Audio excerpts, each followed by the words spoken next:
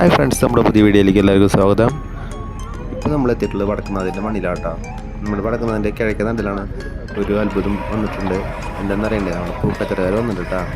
ഓണത്തിനോടനുബന്ധിച്ച് ഇവിടെ അടിപൊളി പൂക്കച്ചവടമാണുള്ളത്. കണക്കിന് പൂവാണ് ഡെയിലി വിട്ടു പോകുന്ന സ്ഥലമാണ്.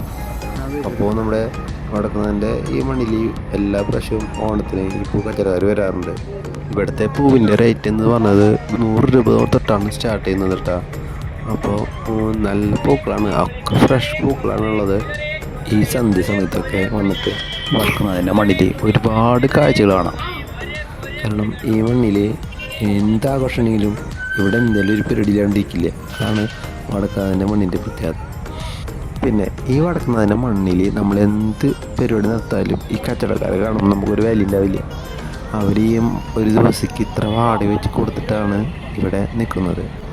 ചെറിയ സ്റ്റാൻഡിന്മേൽ കുറച്ച് മാലകളൊക്കെ ആയിട്ട് ചേട്ടൻ മാല വെക്കുന്നുണ്ടായിരുന്നു. അപ്പോൾ ആ ചേട്ടന് ചോദിച്ചപ്പോൾ ആ ചേട്ടൻ പറഞ്ഞത്, ആ ചേട്ടന് ഒരു ദിവസത്തേക്ക് അവർ പറയുന്നത് 300 രൂപയാണ്. ആ ചേട്ടന് ഒരു 10 മാല വിറ്റാലാണ് ആ 300 രൂപ കിട്ടുക.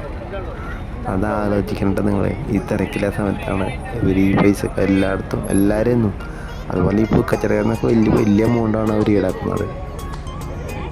നമ്മുടെ വീഡിയോ ഇഷ്ടപ്പെട്ടെങ്കിൽ നിങ്ങൾ ഷെയർ ചെയ്യാനും ലൈക്ക് ചെയ്യാനും സബ്സ്ക്രൈബ് ചെയ്യാനും മറക്കരുത് കേട്ടോ.